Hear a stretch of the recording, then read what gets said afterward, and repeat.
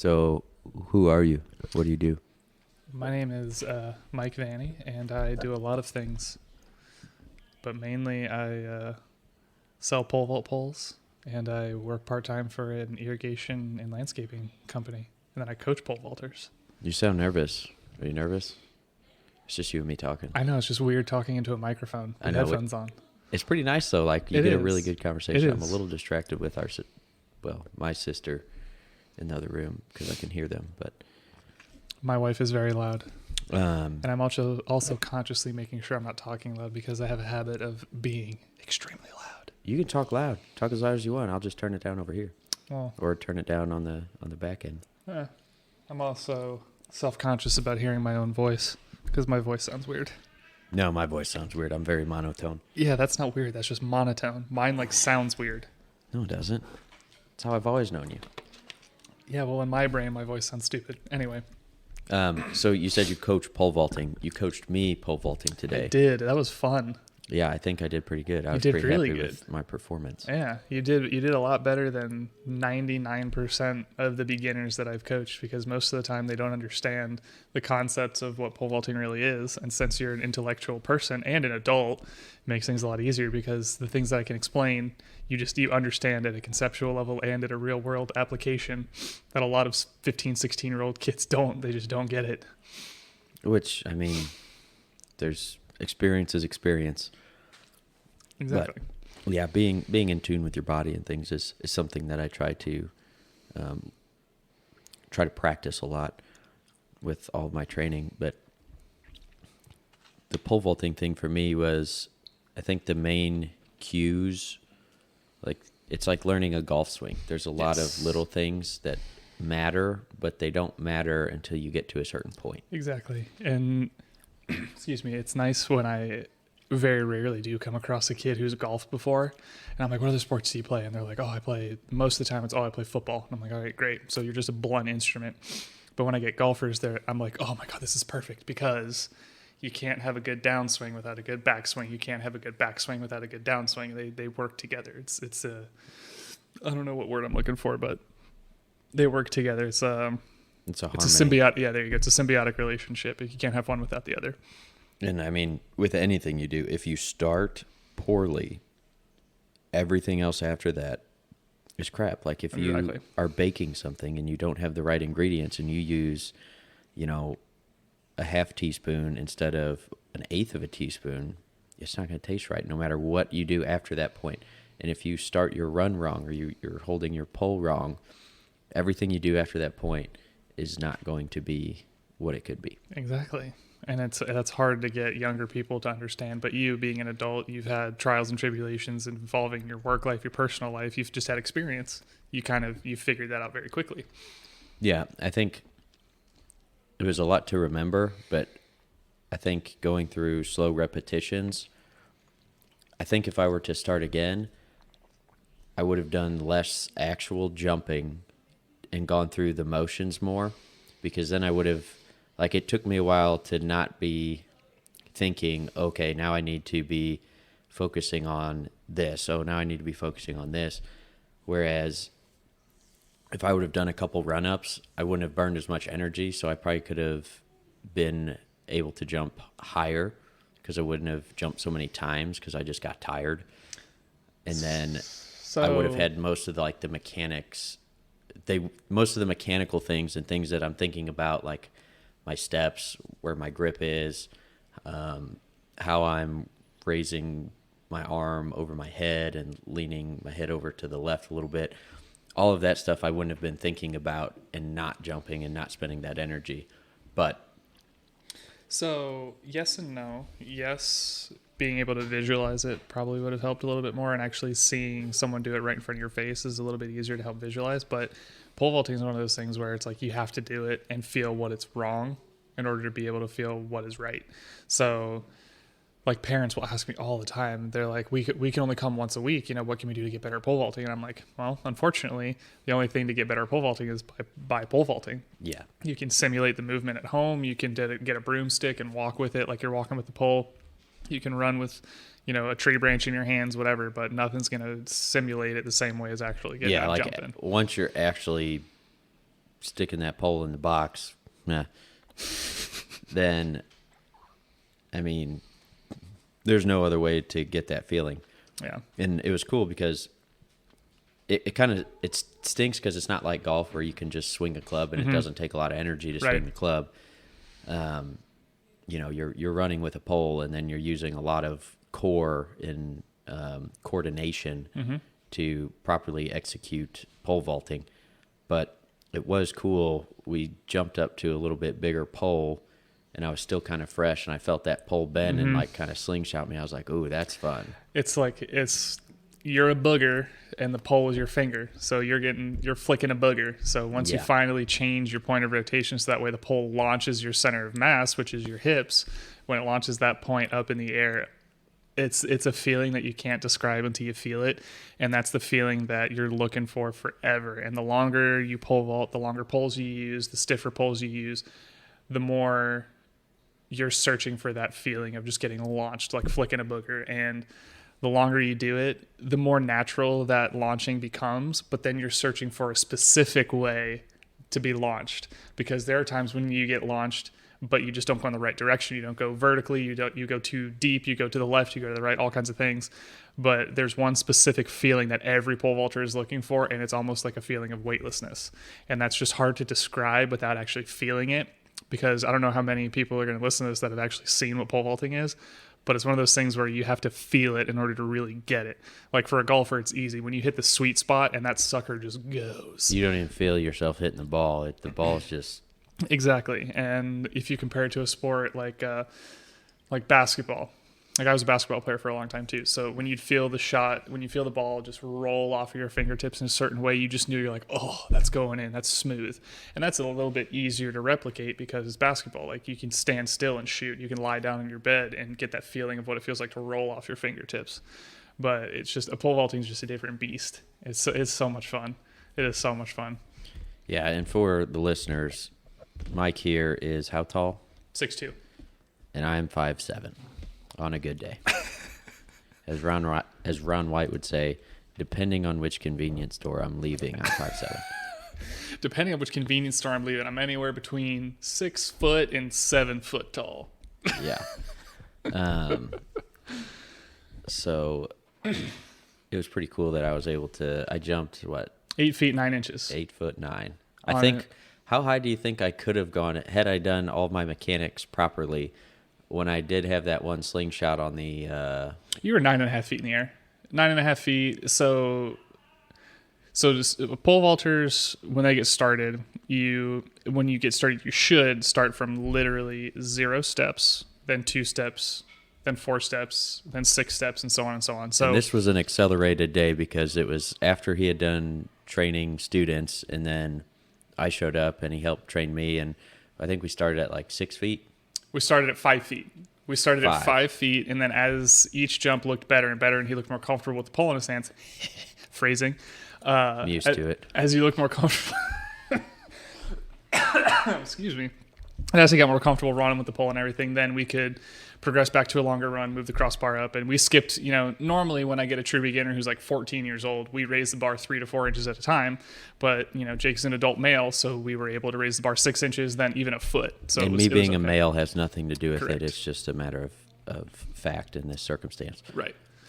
So the best true, I've been coaching pole vault for, I've been coaching pole vaulters for like 7-8 years. How long have you been pole vaulting? I've been pole vaulting involved? I started, I can't do that math in my head. Oh my God. Use the words, I'll help you. I'm 29. I've been pole vaulting since I was 14. So 15 years, going on 16 years I've been involved in pole vaulting. And I've been coaching pole vaulters since like 2014, 15.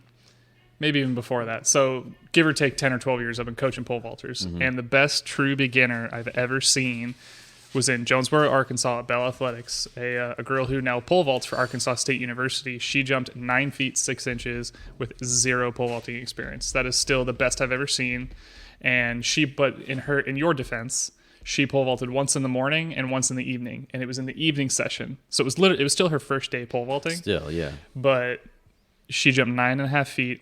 And then Jake here got 45 minutes of pole vaulting and pole vaulted 8 feet 9 inches. So I am a firm believer that if we were to go back and jump later this afternoon or later this evening, Jake would be able to jump 9.7, maybe 9.8, an inch or two higher, just because he's a better athlete.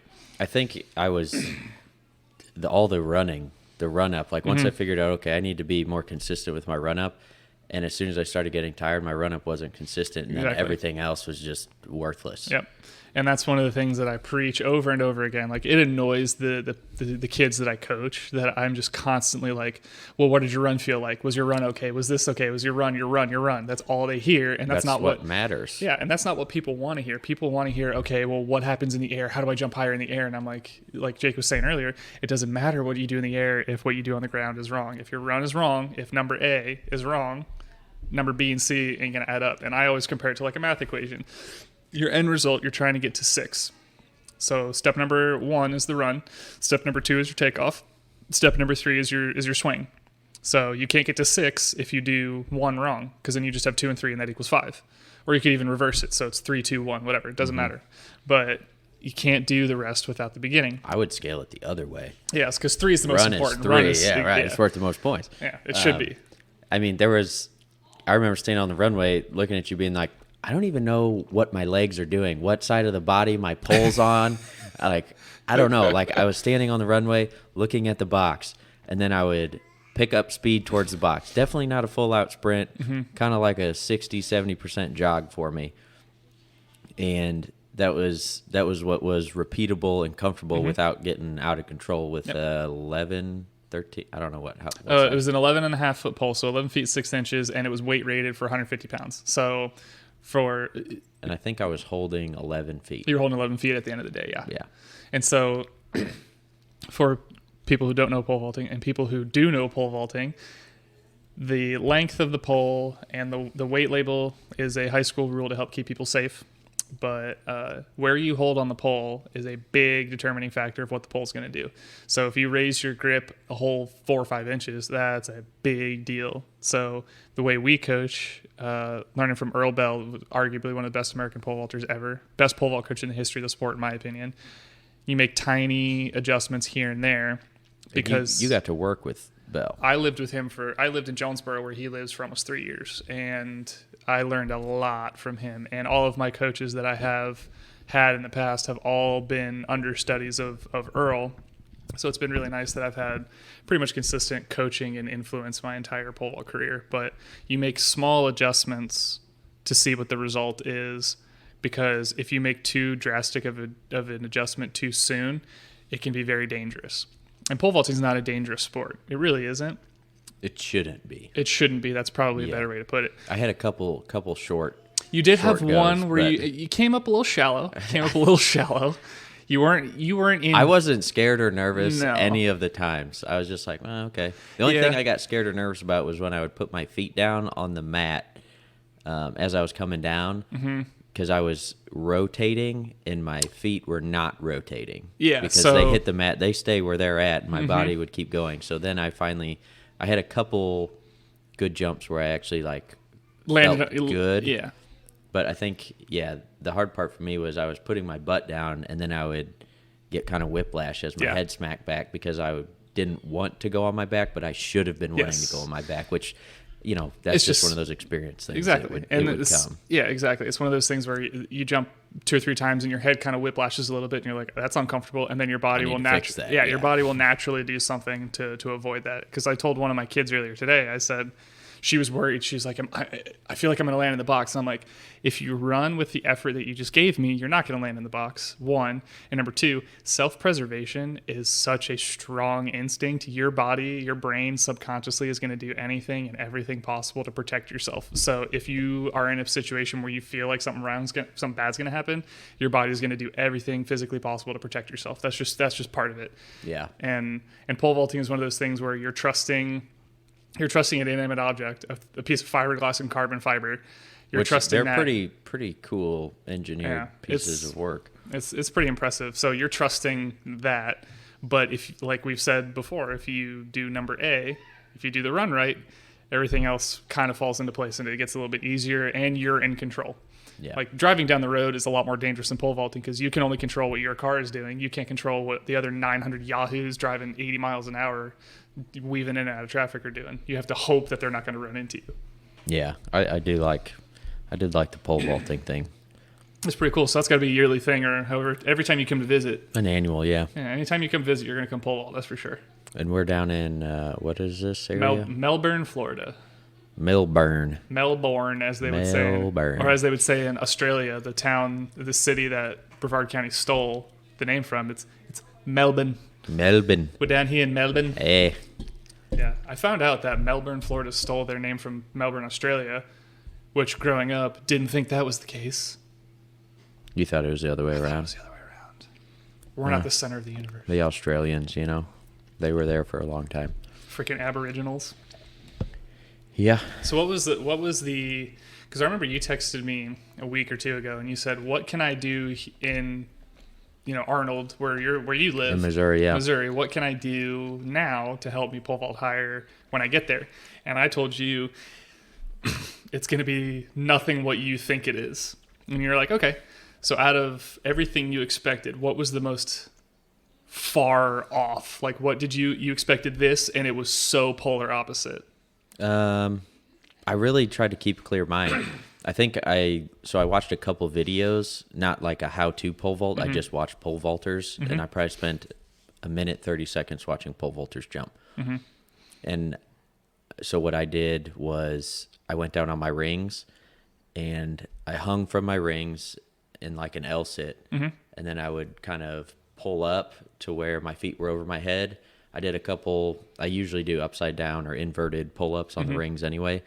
So I would do that, and then I would spin back just to work the opposite side of the muscles. Like skin the cats you're talking about? I guess. Okay. I would spin all the way around, where my arms are up behind me. Yeah, okay, that's a skin and then the I would cat. spin back the other way. So I'd do that a couple times, and then I'd focus on like some good pull-ups. Okay. Because I knew with my arms extended and swinging your legs up and basically over your head, I was like, okay, well, that's going to be frontal core work, and that's what I worked on. And I'd already been doing some sprinting and stuff, so I didn't really change anything. But as far as expectations, I didn't really have any, because I knew at this point in my life, I wasn't trying to build up an expectation in my head. The only thing that I was nervous about, and it was a little concerning to me right at the beginning, was how close the box was to what's it called? The pole, the bar? The pole? Or the cross, what you jump over? Yeah. The crossbar. The crossbar.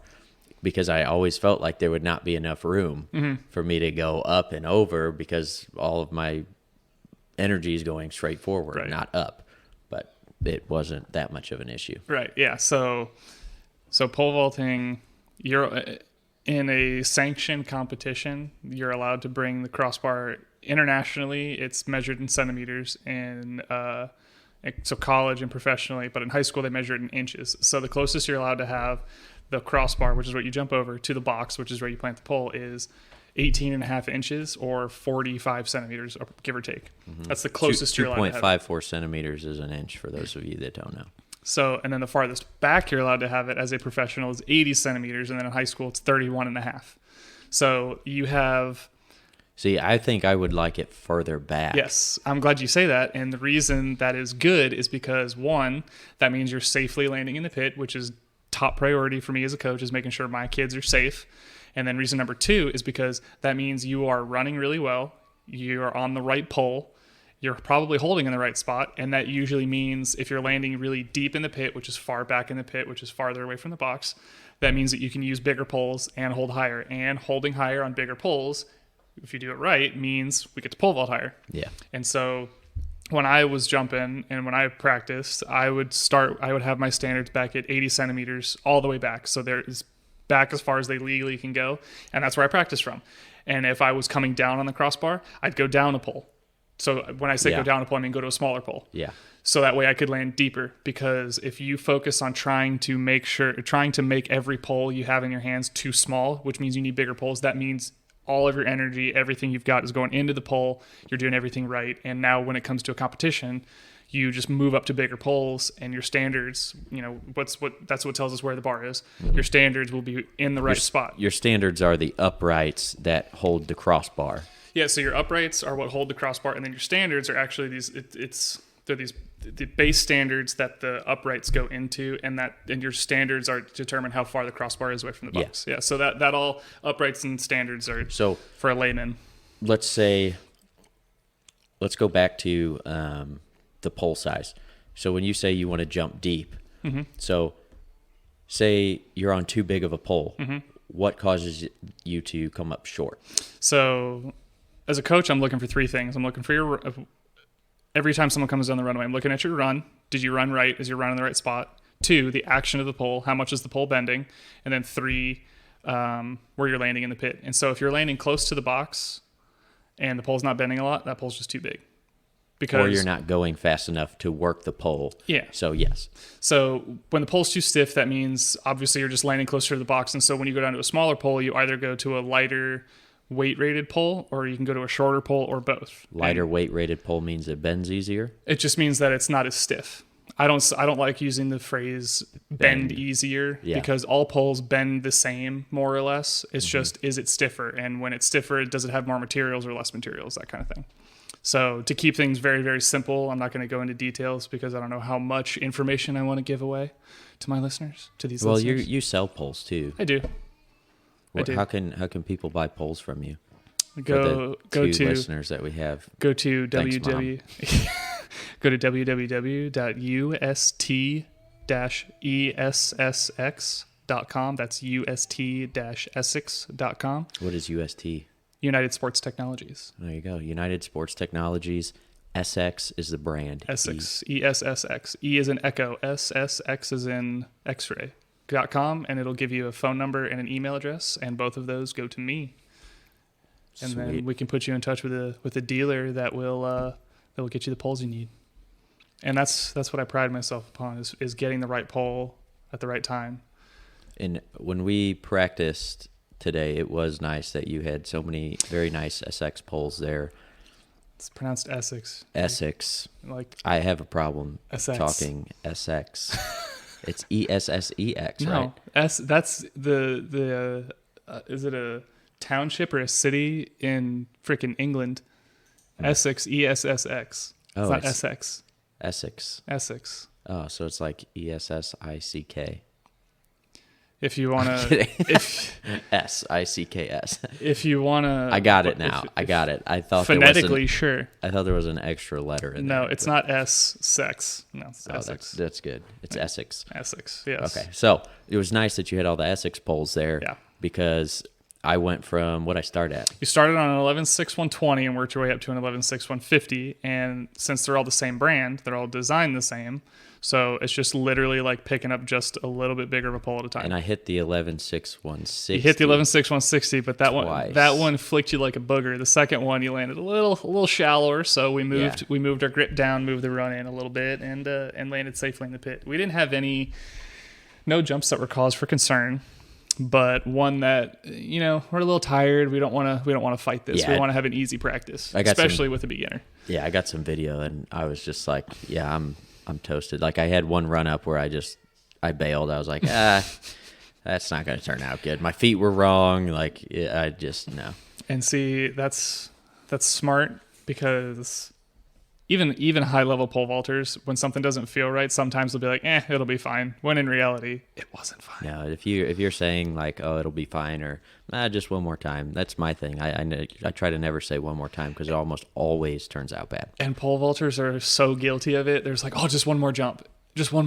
And then 20 minutes later, they've taken 10 one more jumps, and 8 of them were garbage. 2 of them were okay. And then they're injured because they were overtraining themselves or whatever, or they just spent way too much time, and then they're left with a bad taste in their mouth, and then they're annoyed when they drive home, and blah blah blah. And then the next time they go train, they're like, oh man, I don't want to do this. I had a bad time last time. Yep. Sometimes it's better to call it in. Yeah. Just be done. The most important 6 inches in the pole vault isn't how high you jump, how far you run from, how high you're holding. The most important 6 inches in pole vault is 6 inches between your ears. That's like with everything. Yep. You gotta be right mentally. You gotta be in the right frame of mind. It's like It's like car racing. You screw up one turn, you just screwed up like 4 more turns after that Yeah. because you overdrove it. And I feel like, see, in full disclosure, I know next to nothing about cars and car racing. Like, I can change a battery, I can change a tire, but other than that, I'm clueless. But my guess is if you mess up a turn, the next couple of turns are going to be rough, but you at least have to throw that bad turn out and realize that hopefully each turn's going to get a little better so we can get back on track, literally. That's the mental game of it. Okay. That's the most important. 6 inches is between your ears. Okay. If you have a 6-inch wide head. I don't know. I got a pretty small head, but I get the saying. Yeah, I feel it, yeah. You're kind of a perfectionist Yeah. in some aspects. With certain things for sure. See, I'm not a perfectionist in most things. I'm just not. I'm OCD about certain things, and I'm OCD about finishing certain things. Well, now think about yourself with pole vaulting. See, I'm not a perfectionist because there's no such thing as the perfect jump. You keep searching for the best jump, but there's no such thing as perfect. You just have to make sure that you're executing what you went to work on that day and then move on to your next training regimen. So let's compare it to something that most people have experience with. Let's just say, football, because everybody knows football. But if you're a quarterback and your job is to throw out routes, you go in there and you just throw a bunch of out routes, and then your What's day an is out done. route? An out route is, without being technical, because I don't know technically, but it's basically you just run. Let's just do a 5-yard out. So you run 5 yards and then you cut out towards the sideline.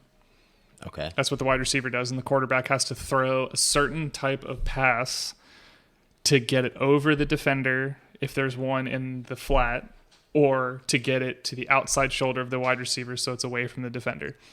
But if you're a quarterback and that's your goal for the day, you want to throw the perfect pass before you leave, because you need to know how I can throw it over the defender if there is one in the flat, or how to throw it perfectly to his back shoulder where only my receiver can catch it.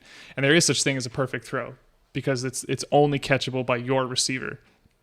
But in pole vaulting, no such thing as a perfect jump. There are jumps that are pretty damn near perfect, like the world record. That's pretty.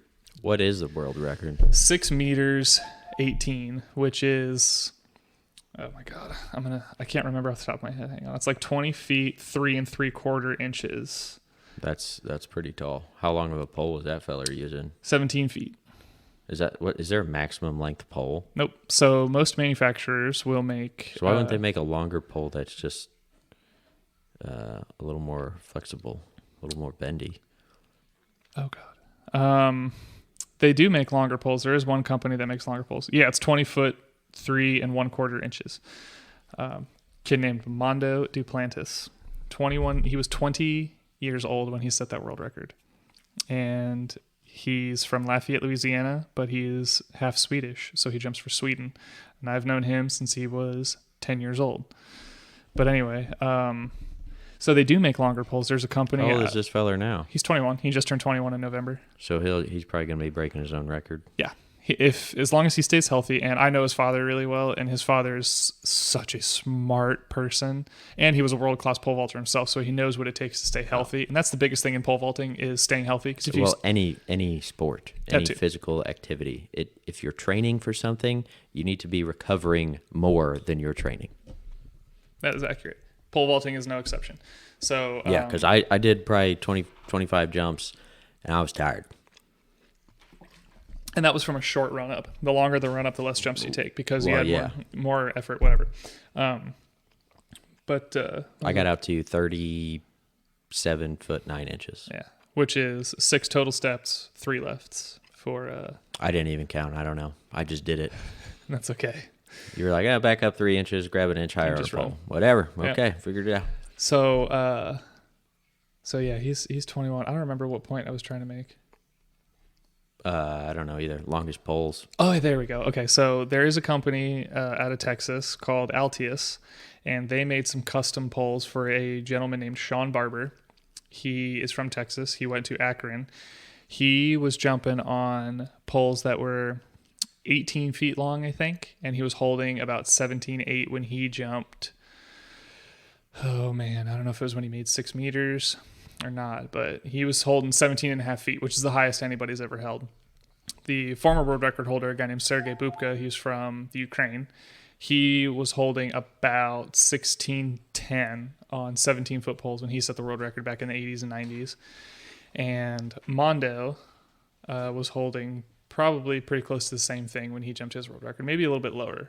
So what goes into this calculation of, where you hold and where you hold on the pole, what, I guess, weight rating your pole is, how long the pole is, what is the sweet spot? Are you looking for, getting the pole to 90 degrees and that way you get the maximum fling? Pretty much. Is it just trial and error? Is there a formula? There's no formula. It's trial and error and seeing how much the pole is bending. Because if the pole is bending too much, not the right pole. If the pole's not bending enough, not the right pole. So you're looking for that sweet spot of pretty close to 90 degrees. That's about as much as you want to bend a pole. If you bend it a little bit less than that, not a big deal. But if you bend it more than that, that's you're where going to come up short. You can, but if the pole's small enough, you land deep enough. It's just you don't get that. You don't get that fling, the spring back. Right. Yeah. So you're trying to find that sweet spot just by trial and error, because there are some days when you feel like a striped ass ape, where you feel incredible. You're running better than you've ever run before. Everything feels good. Then you just start using bigger poles. And then let's say your next practice, you feel like you got run over by a train. You're not going to be running as fast. So you use your smaller poles and make sure that we're always landing safely in the pit. That's the biggest thing when it comes to coaching for me, and should be for every coach, is to make sure that your athletes are safe. If they're landing left, right, short, whatever, you need to make sure they're landing in the center of the pit. And you remember that white square that you were landing in? Mm. That's called the coach's box, or the PLZ, the preferred landing zone. Mm. If you're not landing in that sweet spot, then you're doing something wrong, and you need to figure out how to get into the middle of the sweet spot. I think I missed the sweet spot 2 or 3 times. Just a couple, which is pretty good considering you've never pole vaulted before. And it's funny, though, because I missed it to the left and to the right. Yeah. And that's okay for someone who's never pole vaulted before. Well, yeah. But for the kids that I've been coaching for months, they're still landing off to the right. I'm like, dude, what are you doing? Look at where you're landing. They're like, oh, I'm off to the right. And I'm like, well, why are you there? Well, I don't know. Okay, well, this is why you're there, because the pole was in the incorrect corner of the box, and you were aiming to the right. I didn't even think that far about what corner of the box. Because you didn't need to. You don't need to. It doesn't matter. It doesn't matter for you, but it does matter for some of the kids that have been jumping for a long time. Yeah. It never... See... Putting the pole into a specific corner of the box was never something that was on my radar until I got hooked back up with my high school coach, because we never worried about that when I jumped when I was in high school, never worried about it in college, and it never really made a big deal when I was pole vaulting. It just kind of did what it did when it did. Yeah, and since I've been pole vaulting long enough and never thought about it, I could control where the pole was going to go most of the time, and I knew based on my experience of pole vaulting that, okay, I landed off to the right, don't go right. Go down the middle. It's not that hard. Just aim down the middle. Yeah, my biggest things, I told you earlier, were basically run through. For me, it was more running through the box to get deep. Like, it was just get deep. Oh my God. And then everything else just came. Just get deep. I wish every true beginning pole vaulter had that thought process. Well, I mean, that was the first thing you said. You were like, now the goal is to get deep into the pit. Yeah. And I said, okay. And that was like the very first couple jumps from 5 or 6 feet or whatever. 2 steps, 2 total steps. So 12 feet, about 12 feet. Yeah. And that was my goal. Okay, well, I'm basically planting this stick here and then trying to use it to get to the back of the box. I could cry almost, because I tell people, and that could be just the burden of knowledge with pole vaulters, is I tell them, okay, the goal is to land deep, but every pole vaulter is so concerned, myself included, when I was pole vaulting, myself included, was I want to jump high. But you have to compartmentalize this, and you have to put one in front of the other. Landing deep will result in jumping high. You can't get high without getting deep. That's accurate. And the world record holder, Mondo Duplantis, when he set the world record, his standards were on 70 centimeters, which is pretty darn deep. Yeah. And Renaud Lavillenie, he's a French guy who set the world record before Mondo. His standards were at 80 when he set the world record of 6 meters 14, which is as far back as they legally can go in a sanctioned meet. Sergei Bubka was an anomaly, and no one should ever emulate what he does, because he's just, no one should ever, PSA for all pole vaulters out there. Public service announcement. Don't try to emulate what other pole vaulters do shot for shot, because you are not them. You are unique. Exactly. You can emulate some of the things they do right, but if you try to jump exactly like Sergey Bubka, Mondo Duplantis, Renaud Lavillenie, Sam Kendricks, all these great pole vaulters, you will not succeed to that level because you are not that athlete. You need to jump the way that will work best for you. Because, for example, Jake is 5'7", Mondo Duplantis is about 6 feet tall, Sam Kendricks is about 6'2". So what works proportionally for them will not work proportionally for Jake, regardless of what anybody tells him. So that is the end of my public service announcement.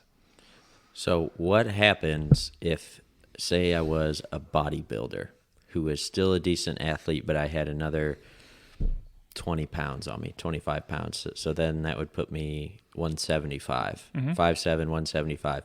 What does my pole look like then? Depends on how well you moved. Say I could. If you moved exactly the same today, but you weighed 25 pounds heavier, is that what you're saying? Mm-hmm. Probably a 12-foot 150, 12-foot 160, which is 4 or 5 poles bigger than what we're using. No, 12-foot 150 is like 2 poles bigger than what you're using. Yeah, I was on 11 150. 11.6 150. 11.6, yeah, So because I was holding 11. So I'd put you on a 12 160, 165 maybe, because I weigh 175 pounds. But I've also been pole vaulting for 16 years. And you're 6'2". And I'm 6'2". So, like if Jay Cutler or what's Juji Mufu? Yeah. Or what's the... Not Ronnie Coleman. Phil something? Phil Heath. Phil Heath. Yeah, there we go. If he came up to me 5'5", 200 pounds of whatever, You wouldn't know what to do. I wouldn't. Be breaking poles. He wouldn't break poles. I would never put him on a pole that he could break. It's hard. It's a lot harder to break poles than you think. I believe it. After seeing those things bend and feeling them, Yeah. and then seeing how thick the really big ones are. Yeah, it's a lot harder to break a pole than you think. So, from my experience, the only times I've ever seen poles break for 3 reasons, in my opinion. One, because there's a superficial structural integrity. A defect, yeah, something happened. To it. Someone spiked it, right? Mm-hmm. Someone stepped on it with their spiked shoes, or it hit a standard, or it hit the concrete, and there's a chip in it because that energy has a place to escape.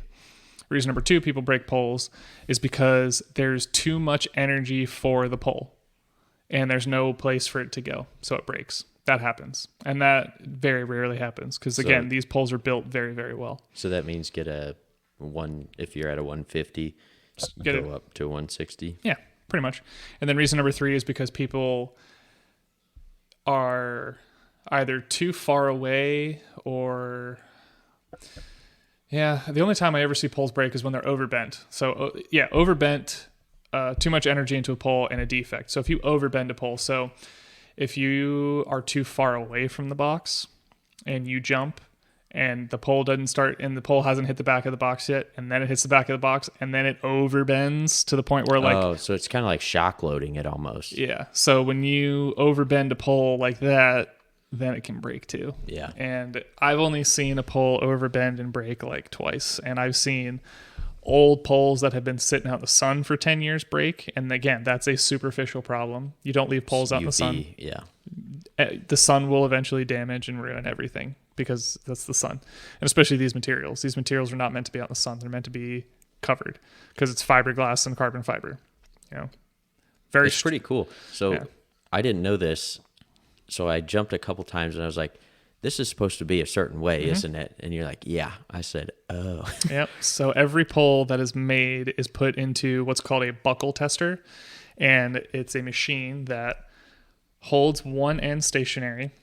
The part that goes into the box, that part is held stationary. How far up the pole is it held stationary? At the tip.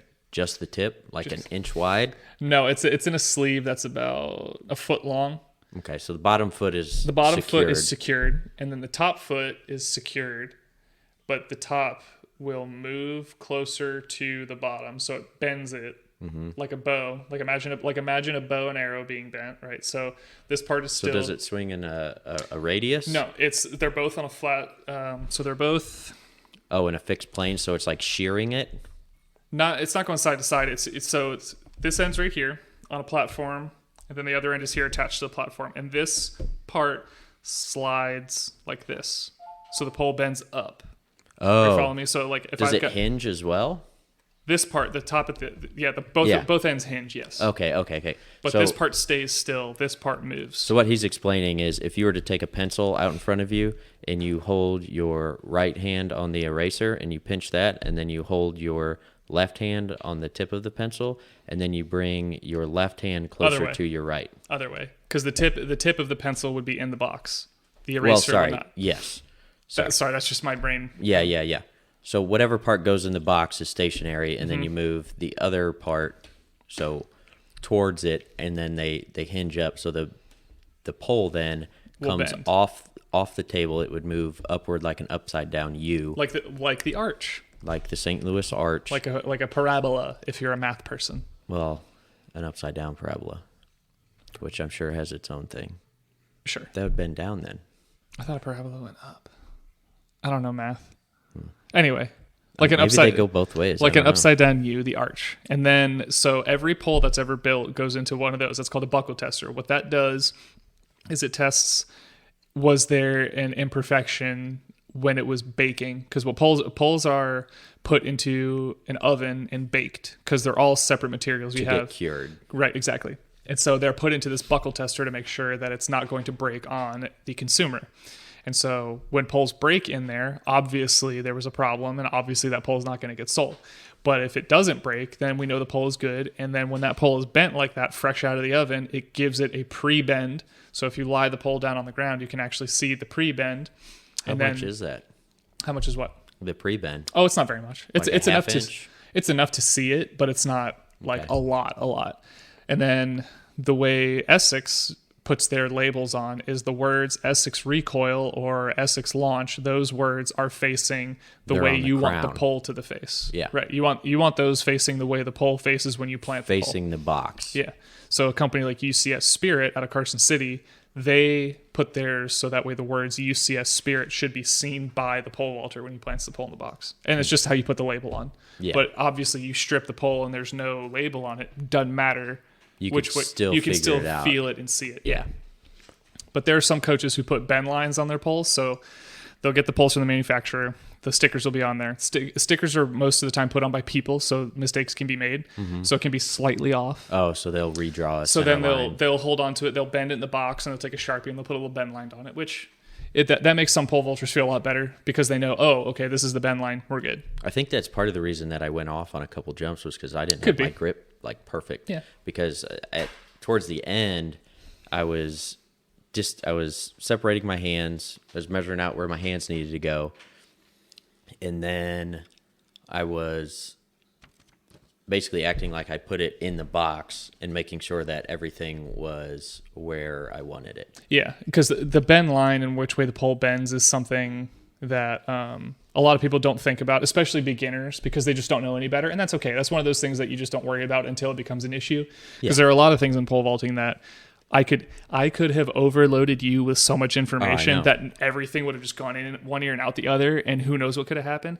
But you can't do that to you can't do that to high school kids. Two, you can't do that to anybody because it's just not too gonna much be information. helpful. Yeah, it's not conducive. That's basically what I was saying earlier was if I would have done more run-ups, that would have gotten all of that stuff off of my plate, and then I could have focused on, right arm straight up over my head, and you want to be actively like putting the pole in the box. Yeah, Like, you want to you want to create impact. Like I said earlier, you were like, Yes. oh, I'm not receiving impact. I need to create like, it. That was one of those That clicked. aha moments for Yeah. me, and I was like, oh, okay, that makes way more sense. It felt way better in my shoulder too, Yeah. rather than receiving the impact and then trying to counteract that and, Yeah. and catch it. It was no, you're putting it in there with authority, and you're the one causing the work. Yeah, you want to be the creator of impact, and that's something that it doesn't become a problem until it does.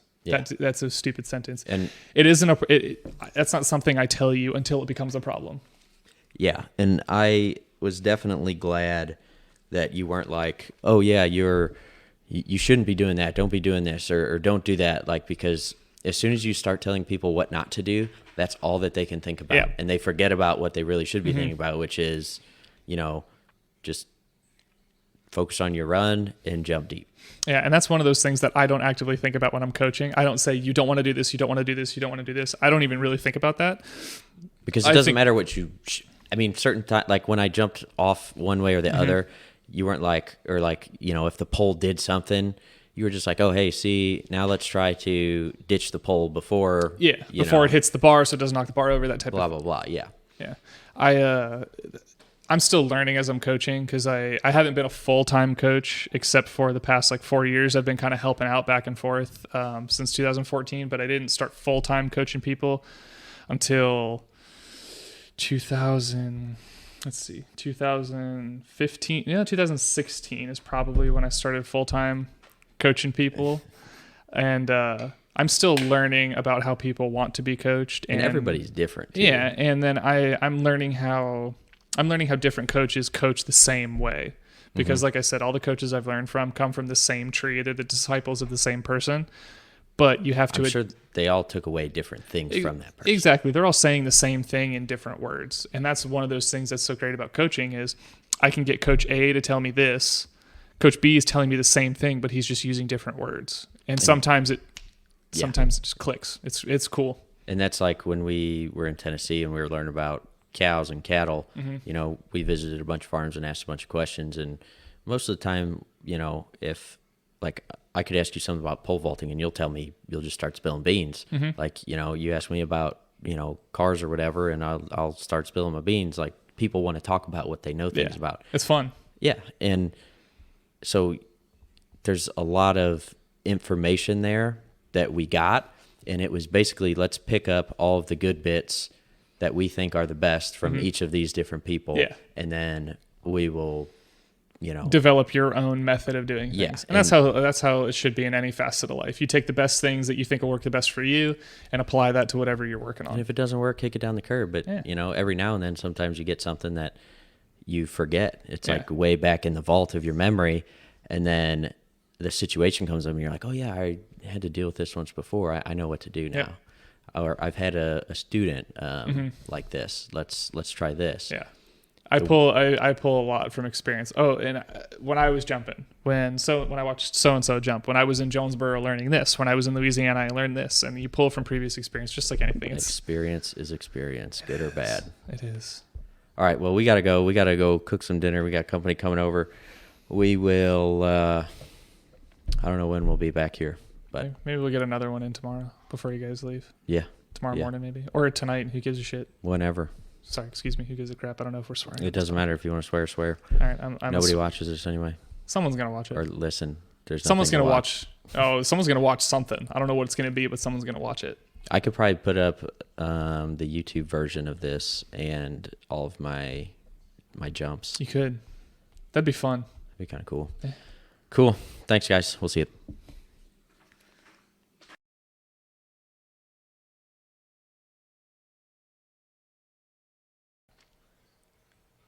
We're both staring at one of my cats, by the way. Yeah, cats are weird. I'm not a cat guy, but we're down here. Dude, my cats are cool. We're down here in Melbourne, Florida.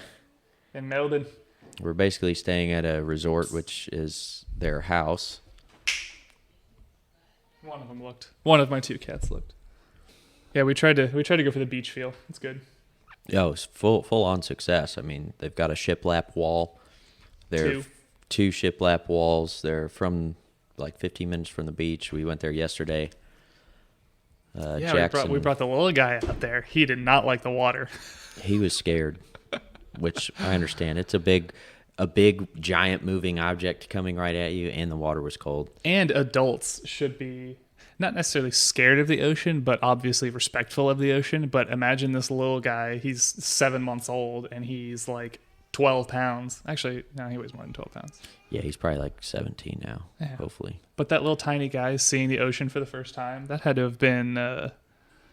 Then Dad dug a hole in the sand, because that's what I do, and I put my son in the hole. He did. He didn't like being in the hole either. He didn't stay in there very long.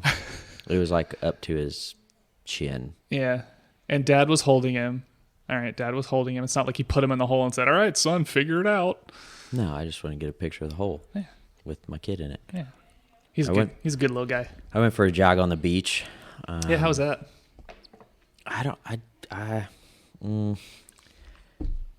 it was good, but it was also not good. It was good that I didn't really get hurt or anything, but it kind of sucked because my left foot, in the middle of my foot, felt like I was tearing something.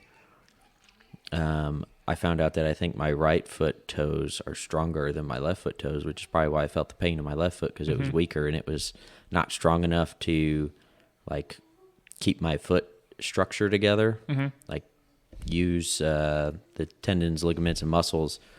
It wasn't as strong, so then it was giving out and stretching and putting that force just on my ligaments and tendons because it just wasn't strong enough. And I figured that out by looking. Once I turned around on the beach, I was looking at my previous strides, my little footprints, my little toe gouges. Our footprints in the sand. Yes. And the other thing that I didn't like was, my goodness, there were so many shells. There were shells all over the place, and they're broken. Yeah. Like, I felt like I was running on a trail, but I was barefoot. Like, I was running very dynamically, bebopping around, just missing all the shells. But yeah, it's weird because the further south you get, it seems like. So there's Cocoa Beach Pier, which is Cocoa Beach, Florida, and it's about. Is that north or south? It's north of here. It's north of here. So the pier was like a marker, I guess, for this area of where the beach is. Like, is it south of the pier or is it north of the pier? And we're a good 15 miles south of the pier. But when you're up there, that's like where all the tourists go, because Ron John's Surf Shop is up there, and then the Cocoa Beach Pier, and then if you go north of the pier, that's where Cape Canaveral is, and that's where they launched that's where NASA is. The space shuttle's up there. So the further south you go, the closer you get to. I don't even know what that would make all those seashells come up, but maybe it's because of the tourist stuff that the shells have just migrated down there from 50, 60 years of tourists. But I have no idea. I'm just talking smoke right now. We're on the Atlantic side? East Coast. Yeah. If you go directly east across the Atlantic Ocean, you hit like northern Africa from here. Oh, that's cool. Yeah. Never thought about that on a map. Yeah, because What longitude is that? Actually, it's latitude. Longitude goes up and down, north and no, south. latitude goes up and down. Lateral. See, latitude. Yeah, that's. I have no idea. We're not very good with. I'm not good with that type of geography. Yeah. I know where places are, but I don't know longitude and latitude. We could juggle it, but we don't need to do that. It's not that big of a deal. What are we doing tonight? We're going to barbecue? We're going to get some barbecue. We got a couple of T-bones and a couple of porterhouses. I got some ahi tuna steaks, and the weather's gorgeous outside. It's January 31st, and I think it's 72 degrees outside right now. Yeah, I think it was like 48 last night. Yeah, so like in the mornings when I get up for work, it's anywhere between 50 and 60. Which is perfect to start the day. Which is great. And then by noon, it's in the 70s. And last week before you guys landed, the day before you guys landed, it was 80-something. And it was, I love it. I love the heat. So yeah, I would rather be a little warm than a little cold. Yeah. That's the best part about Florida is that the coldest it's gotten here, I think on Christmas Day, it was like 48. And I was still wearing a sweatshirt and shorts. Yeah. It was so nice. Right now in St. Louis, when we left St. Louis, it was like 28. I don't cold, miss that. windy, snowy, icy. I do not miss that. Oh, living in Missouri for 3 years. Oh, God. I don't know. I don't think I could live. I would not choose to live in a colder place north. Than Missouri? That's about the coldest you want? Well, I mean, Missouri gets cold, but it doesn't get cold winter is really from December, end of November to February. Yeah, that's true. The coldest days of the year were beginning of February when we were living in Columbia, if I remember correctly. But you've lived in Missouri your whole life, right? Except for those couple years you're out in Tennessee. Yeah, I went to Chicago for school for a year, and I can't even imagine. It was basically Missouri winter, but longer. Ugh. And they got more snow. Yeah, and just how windy it is, that wind just burning your face. That's the classic Midwesterner saying is, well, it'd be nice out if it weren't for the wind. Or the humidity. Yeah. I'm used to the humidity. I lived in northern Arkansas, and that's one of the most humid places I've ever been to. Is northern Arkansas and the freaking rice fields. Oh my God, rice paddies. It sounds very still. Humidity is one thing when you have a little bit of a breeze. That's why it's not so bad here. Like the humidity is bad, but you get further inland, like towards Orlando, it's just Oh, dead. it's stagnant. Yeah. It's stale. And in Arkansas, same deal. It just didn't. The wind wasn't really there. So especially when you get to like September and October, when they'd start burning they'd burn their fields of crops to refertilize the soil before winter, and the smoky air would just sit there and just, ugh. Like the building that I trained at, Bell Athletics, you could just see the smoke just sitting there, and you're running through it like, okay, cool. I know what it's like to be a 2-pack a day smoker for a Firefighter. month, or that, yeah. So we were talking about moving to locations that we think would be nicer, like Arizona. I could do Arizona. I don't think I've ever been in a place long enough that had low humidity to know what that's like. What is a dry heat like? So imagine opening the oven, and that's just it. It's just you get that of hot, but you don't start sweating. It's just hot. It's weird.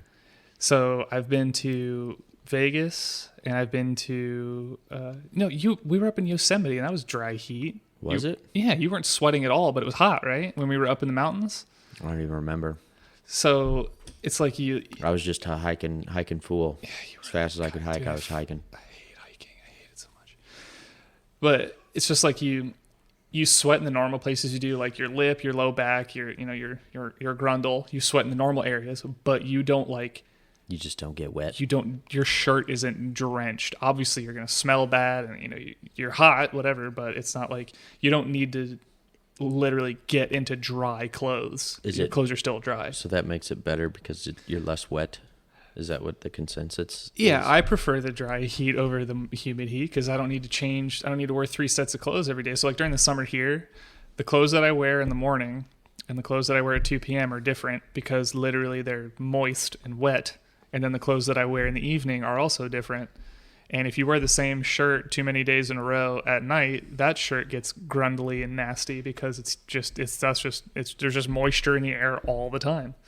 But out in Arizona, in New Mexico, and Northern California, even Southern California, that doesn't really happen. There's just not much humidity. I think I would like Arizona. Yeah, it's really I think pretty that's out my there. place, mainly because you have snow and mountains, Mm-hmm. and then you also have not that. You have the opposite of that, which is kind of like deserty. Yeah. I would like to be able to live somewhere on the edge. Mm-hmm. That way I could go either way. You'd like Colorado too, because Colorado's too cold. Yeah, when you go north in the mountains, like in southern Colorado, like Colorado Springs. I've been told Colorado Springs and Denver are beautiful, like I've nice during never- the summer. Like the winters are obviously winter, but in my opinion, for the few years that I've spent in winter in like wintry places, once it gets below freezing, it's just cold. As long as it's not windy. But I don't know. I've never been to Colorado. I don't ever want to go to Colorado. You don't want to go? No, I'm not even remotely interested in going to Colorado. I want to go. Just I don't know, because I'm a rock climber and there's lots of good rocks there. The only reason I'll go to Colorado is eventually I want to have been to all 50 states, and that's the only reason. Is just to knock it off my list. I want to go to Utah too. Yeah, I just feel like there's nothing outside of Salt Lake City and Provo. Provo is BYU. Salt Lake City is the Utah Jazz. I don't know anything else about Utah. Zion, Arches. Oh, that's where my sister got married. I forgot about that. She got married at Mount Zion. Yeah, I want to go there for the national parks. Yeah, see, you're way more outdoorsy than I am. I'll go to the beach. I'll go to the river and the lake. Other than that, I don't want to be outside. I don't want to be in the mountains. See, we came here to the beach, and I timed out my duration on the beach, and Claire was like, well, if you don't run, we can stay longer. I'm like, no, because if I don't run, that means whatever time you guys are at the beach, when I'm running, we wouldn't be there for that time, because I said I'll probably run for a half hour, which I ran less than that because my foot started hurting, and it was not as I expected. So I ran a mile down, turned around, came back, and that was after a CrossFit workout in the morning. So I was kind of pooped because I don't ever do CrossFit. So I did that. That was my 30 minutes there, and then I figured I probably 30 spent minutes, another 30, 45. Just 30 goofing minutes around. playing in the sand, 15 minutes playing in the sand, 15 minutes playing with Jackson, and then, some bonus chill time of maybe another 15 minutes. Yeah. And that's how I came up with my hour and a half, 2 hours tops. Yeah. Luckily, we ended up playing Frisbee for a while. And that was, we ran a little bit because I suck at throwing the Frisbee. I wasn't doing too good at times. I had some good throws, but I had some bad throws. I had, yesterday was probably the best I've ever thrown a Frisbee at the beach. Because when I played with your dad and threw it, he was like, I was giving him a workout because he was like having to constantly run and be like, oh my God, it's over here. Oh, it's over there. Okay. Whereas your dad, played Ultimate Frisbee in college before he wrecked his ankle, and that dude can hit a He can throw toothpick. pretty good. He can hit a toothpick up fully extended. The funny thing, though, is I played disc golf with him, and, he can't throw a disc golf. Isn't a disc golf like way smaller? It's smaller, yeah. A buddy of mine in Knoxville actually plays disc golf a lot, and he loves it. And I'm like, that just does not look entertaining. I'd rather go play regular golf. I mean, if you're fairly good at, you could figure it out. Like once you throw a Frisbee, what makes it fun is when there's obstacles like trees in the way, and you can like Learn there's how to curve it something around right there. in front of you, or 50 yards out in front of you, and then you can curve it around that tree, give it a very nice S curve, get around that tree, get around another tree, and lay it nicely in the fairway or right by the pin. See, I'd rather do that with a golf club and a golf ball. Yeah, but Because there's less. I feel like it's harder to It make is. a golf ball slice or hook on It- command as much as you want it to, more or less, and Yeah. get it to go where But you see, want. I played golf. I learned how to play golf when I was like 10. So I have a baseline for it, and I watch golf in my spare time. Like before COVID hit, like I watch all the majors, and I like pay attention to it because I want to be good at golf. And Florida has more golf courses than anywhere else in the freaking world. They got like 3,000 golf courses in this state because you can play golf 365 days a year. So Yeah, there's a lot of old men here with golf carts. yes, I there did notice is. that. Yeah, and we didn't even go into like golf course neighborhoods. There's a neighborhood up here called Baytree National Golf Links. The company my father worked for developed that entire neighborhood, and the course was designed by Gary Player. And Gary Player was a longtime PGA Tour professional. I don't know if he ever won any majors. He probably won a couple, but I don't know. But he designed the course, and that's where I pretty much learned how to play golf. And people in their golf carts just driving around the neighborhood, going to their friends' houses, going to the clubhouse, checking out they're part of the golf club because they're in the neighborhood. So they go have dinner at the clubhouse and blah, blah, blah. Yeah, I It's, remember It's pretty jazzy. my aunt and uncle lived in, I don't know if it was a golf course community, but they had their own, like the community had their own airplane hangar and airstrip. It was pretty cool. Is this your uncle? Rick. Oh, Rick and Sherry. That's right. They lived out. Are they the ones that live out in North Carolina? Yeah, that's where they live now. Yeah. Because I forget where they used to live down here. Boca. I'm pretty sure Boca it was Raton, Boca Raton because, fun fact, this is your... Oh, no, wait. I'm thinking of Don and George. Not Yeah, Rick they and Sherry. lived in Boca. They lived in Boca. I was mistaken. But anyway, I fun, to say like Myrtle Beach, but it ain't. That's no South Myrtle Carolina. Beach. Yeah. fun fact, Jake's dad has a cousin who is married to the sister of Bernhard Longer's wife. Wait, does that make sense? Something like that. I don't know. Bernhard Longer is a PGA Tour professional, Masters professional, Masters winner. I don't know if he ever won the PGA Championship, but Bernie, if you know golf, you know Bernhard Longer. Bernhard Longer is married to a woman, and that woman's sister is married to Jake's dad's cousin. It's a very convoluted trip that we just went down, but it's pretty cool because Jake's dad has met Bernie a handful of times. I've been to his house. Jake's been to his house down in Boca. Like it's a pretty cool deal, especially considering Bernie's probably one of the best golfers ever. Bernie wasn't there. Oh, but you just were at his house. Yeah, it was pretty cool. He's probably on tour, probably playing It golf was a that long weekend. time ago, so yeah. And he's still a Masters golfer. He's in his Yeah. 60s now, and he's still on the Masters tour. I actually think he went to the Masters this past year at 60-something years old. Was one of the oldest guys on tour. He's like the next coming of Tom Watson, even though they're the same age, probably close to the same age. But Bernhard Longer is a pretty good golfer. Yeah.